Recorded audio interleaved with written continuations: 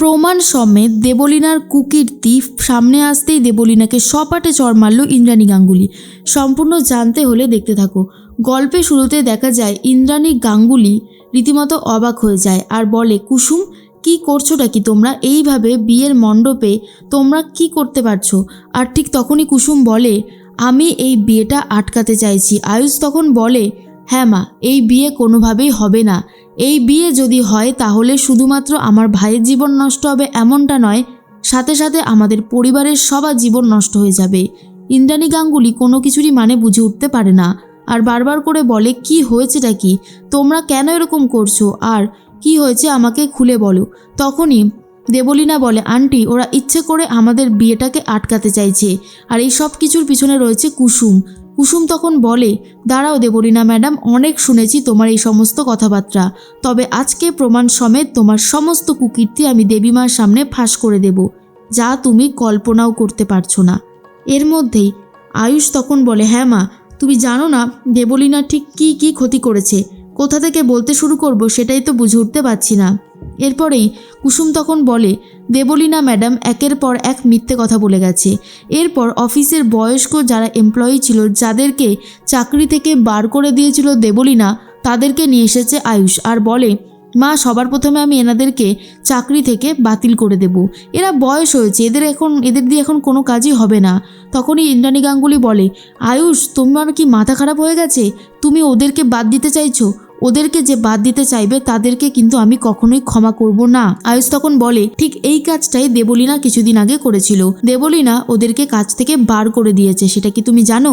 এরপর এমপ্লয়িরা বলে, হ্যাঁ ম্যাডাম, দেবলীনা ম্যাডাম আমাদেরকে কাজ থেকে বার করে দিয়েছে আর বলেছে আমাদের মতন বয়স্ক মানুষদেরকে দিয়ে এখন আর কাজ করাবেন না। আর আপনাদের বাড়ির হবু বৌমা হচ্ছে এই দেবলীনা ম্যাডাম, তাই আমরা আর ওনার বিরুদ্ধে বলার সাহসটুকুও পাইনি।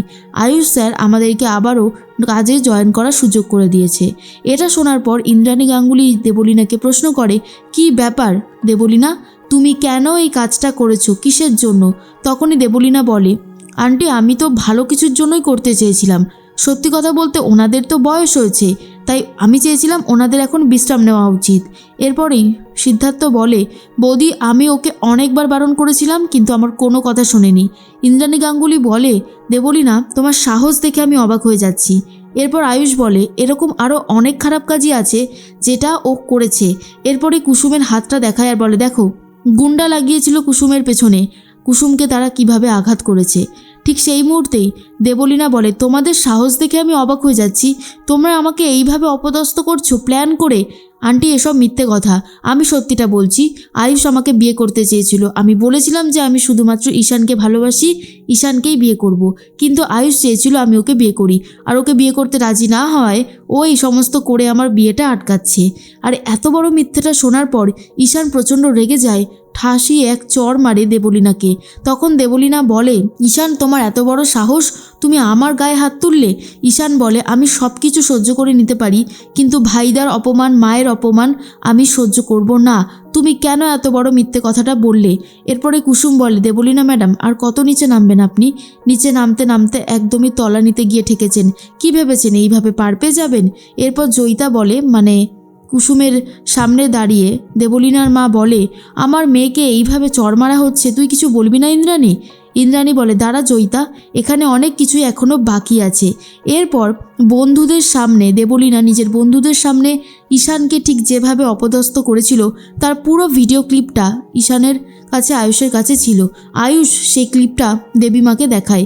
ইন্দ্রাণী গাঙ্গুলি সেটা দেখার পরে ঠাসিয়ে আবার চড় মারে দেবলীনাকে আর বলে, তুমি আমার ছেলেকে এইভাবে অপমান করেছো, আমি ভাবতেও পর্যন্ত পারছি না। আমি ভেবেছিলাম তুমি একটা ভালো মেয়ে যে আমার ছেলেকে ভালো রাখবে, তোমার সাহস হয় কী করে যে তুমি আমার ছেলেকে এইভাবে শাস্তি দাও? এরপরেই চলে এসেছে রওশনকে দেখার পরে চমকে গেছে দেবলীনা।